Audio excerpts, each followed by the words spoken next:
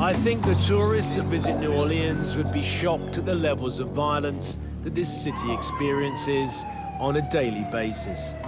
The truth is, this problem was around before Katrina, and now it is only getting worse. In the poorer areas of this city, the streets are deserted, with people too afraid to venture outside their homes.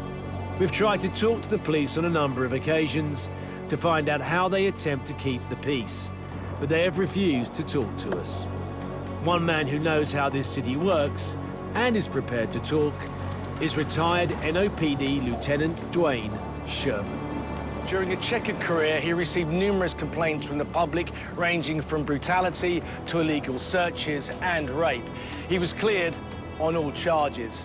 But he was also revered by his colleagues as a workhorse and an unparalleled leader who worked the most dangerous areas of this city. So, Dwayne, this is one of the tougher areas in New Orleans, right? Correct. And it's an area that you used to police. Correct.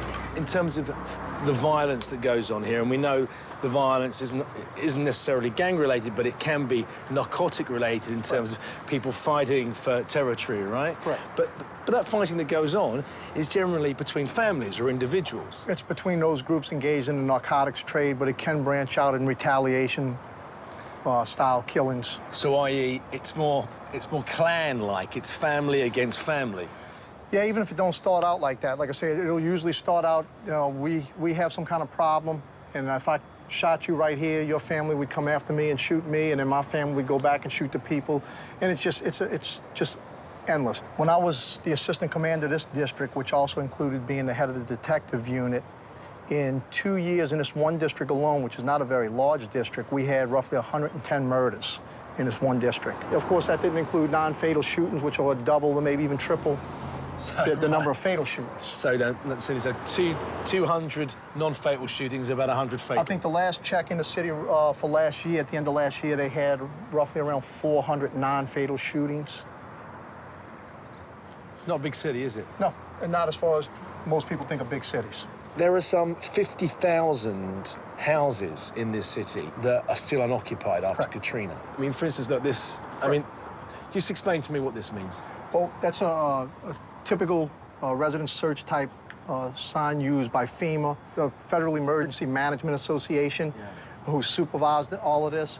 And what it does is it lets other first responders know that this residence was checked after Katrina. The top number gives you the date, so 11/9/2005, this residence was searched. The bottom number indicates whether anybody was found deceased inside. You can see the 0, so they didn't find anybody. That was a casualty.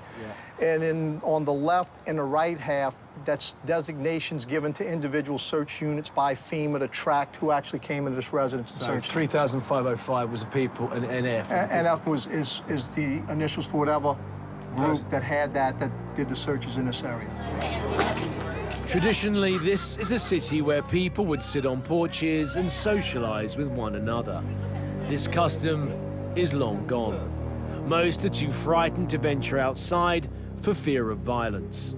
The blighted and abandoned homes in New Orleans have become a breeding ground for criminals, as they are easily accessible and the police have little knowledge of what's going on inside. You got a very laissez-faire attitude among the citizens of New Orleans. You look at it, a lot of citizens consider this a third world city. They say it jokingly, and others don't say it jokingly. The amount of political corruption, the amount of problems with the school systems here. It's been a violent city from its inception. And why are people just so casual when it comes to committing murder? This culture is developed over time and just dwelled on that if I can't be disrespected. If I'm disrespected in my neighborhood or in front of my friends, I have to make a point. And usually that point is made at the end of a barrel.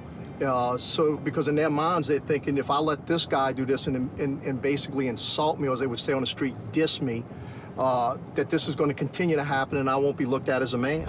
Scared? So have you spoke to your mum about why you did it?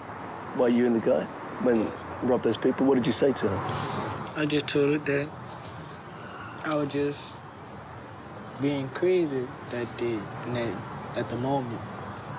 I was just happy I got a gun in my hand, and I did it. Like, I just did it.